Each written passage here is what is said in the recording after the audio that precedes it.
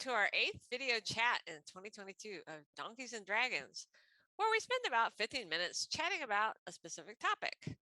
Today, our topic for discussion is scaling testing in agile organizations. Hello, I'm Lisa Crispin. And I'm Janet Gregory. Janet's done several talks about testing across teams in large or distributed organizations.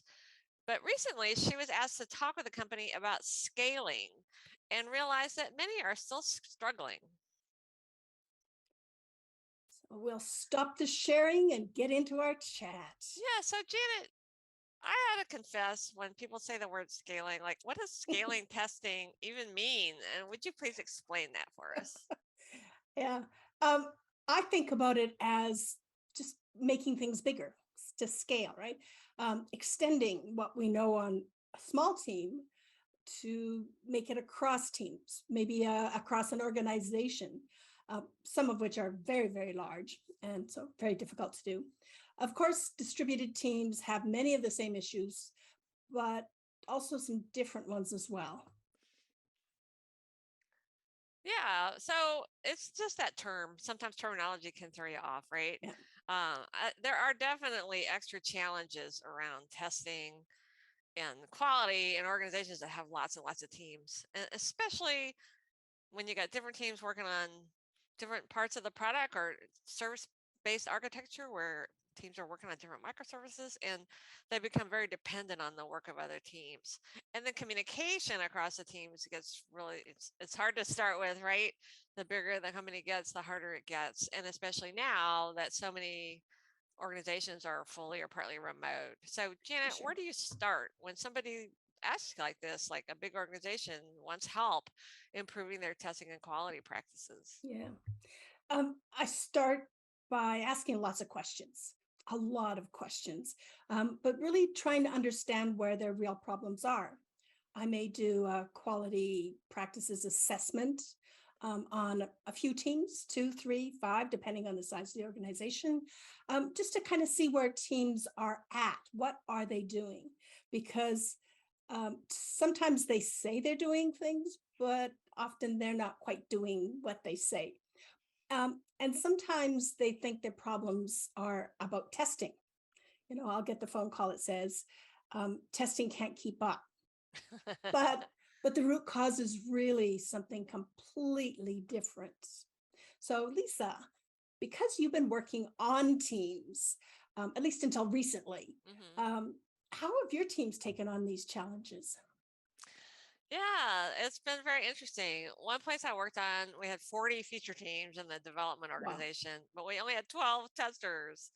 So we were a quality team, but we were embedded, and each of us was embedded on at least 2 feature teams, and that was hard. It was. Yeah. So we had this quality practice group, and we did several initiatives to try to help all the feature teams, especially the ones that didn't have a tester already, helping them. And they were all aiming that the organizational goal was let's get to continuous delivery. So this is even more critical. So we adapted Alan Page's quality culture transition guide and made our own quality radar so that 1 or 2 of us testers could spend a couple sessions with an individual team and help them figure out where are they in these different aspects of quality, these different quality practices.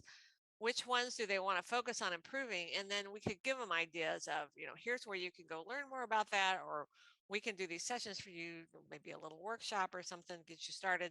Just give them ideas for experiments to improve. Um, and another thing that we introduced that worked really well is ensemble testing. So if a particular feature team had a new feature ready to go to beta, we'd tell them, let us know. And so we'd organize a session, 30 minutes or an hour. We'd invite obviously the developers working on the feature, as many of us testers who could go participated. But interestingly enough, people from other teams, because it was a wide invitation, people would just join. Some of them were just curious about what was going on. And in just a short time, we'd find so many interesting issues. We'd discover so much, and it really opened people's minds of, wow, this is a great practice. Also, just seeing how people do testing. If you don't know very much about testing and you see how somebody explores a particular feature, you can learn a lot. And that became very popular. A lot of people started asking for those sessions and really participating and seeing the value. So kind of learn by doing and see how Yeah, other people approach testing. that's a really good idea. It sounds like a lot of internal coaching as well between that, what you call them, a quality team and Hmm. the testers, right? Yeah, we were Um, acting as test consultants, really. So, yeah, yeah. And I think that's one way to solve some of the problems, right? I'm guessing that all of those things didn't happen at once, right? it took a long time. It took a lot. The little experiments are a great way to try different ideas until you find one that really works. I Hmm. like the idea of the ensembles to expose what you're doing with other teams, and that helps. Um, I'm just wondering if that's a little bit too late sometimes, because sometimes I've noticed when there's multiple teams working, is that they don't discuss the dependencies before they start working. I'm not sure if you had that issue or not. Yeah. For sure. Yeah. So one of the things I've done too is I've introduced impact mapping to get product management to have a joint backlog. So with one feature prioritization. So every team understands what is the most important feature or features to work on. So that there's like a common priority backlog, I guess. Because sometimes if you have different product owners, this is a problem I see quite often, that they're doing different things, and then one team has thinks it's the most important thing, but they have a dependency with another team, so they can't really test this, and then it just becomes a big mess. And that's not a lot of fun. I know I recently held a workshop for a leadership team introducing the idea of impact mapping and a common priority backlog. And it was new to them, even though one of the biggest issues raised by teams were the number of different projects that they were working on that was all on the go. Mm. But it hadn't even occurred to them. So a lot of times, like, the problem isn't testing, it's something further upstream. But of course, even with that single backlog, teams need to talk to each other. So Hmm. they need to understand how to mitigate those dependencies and be able to test for them. And that really seems to be the hard part. Have you had any similar experiences to that? Definitely. And it's interesting what you said about the common backlog. So, a different team I was on, I thought the product people did something really smart. Of if there was a new feature, a big new feature coming out, obviously it was going to involve multiple teams. They would put just one epic, the project tracking tool for that feature, but then the stories would be for individual teams. But you could look at the epic and see all the stories and who had what, which team had which ones, and they also would put the Oh, dependencies. So they would say, okay, this story can't be done until this one's finished. nice. So that gave more visibility to the teams to know how to prioritize, like you say. There were still frustrating times where we're just like, Of okay, course. we're waiting on that team. Um, but you mentioned impact mapping, and yeah, we tried impact mapping and mind mapping, and people were like, "Ooh, that's really helpful," because it just helped them start thinking about, oh, all the different things that could happen, and how could we coordinate, and how can we avoid these bottlenecks. The other thing that was really valuable is I came up with kind of a mini risk storming. That, it's always hard to get people to take time for Yes. meetings, but I came up with a 30-minute version where I could bring people from different parts of the organization together and talk about the risks. And of course, dependencies were always a big part of that risk. And so that Yeah. got people thinking about it early. So we could make a test strategy and also a development strategy of how are we going to coordinate. And the other thing I found at the same organization was that we testers on the individual teams could be a really good communication channel.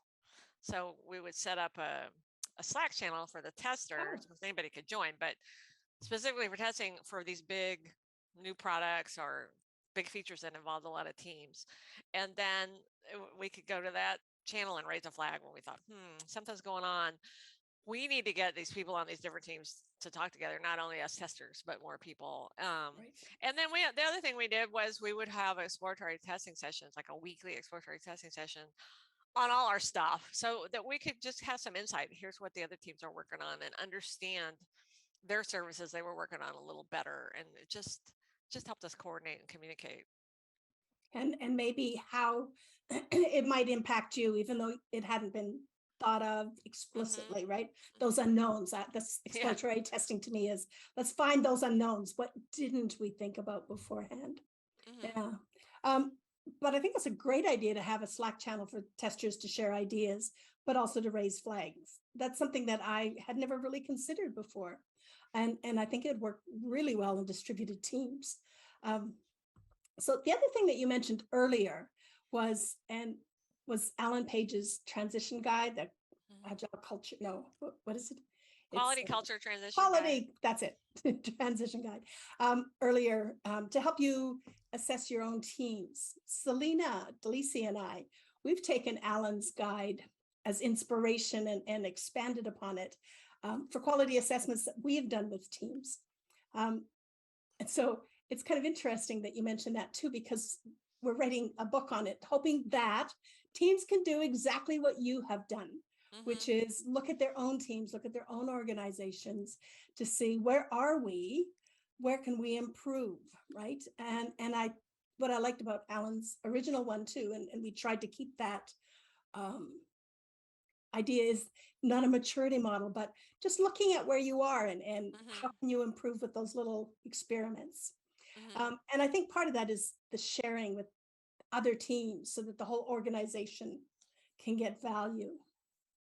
But I think that's almost our time is up. It goes so fast, 15 minutes. It does, right? It does.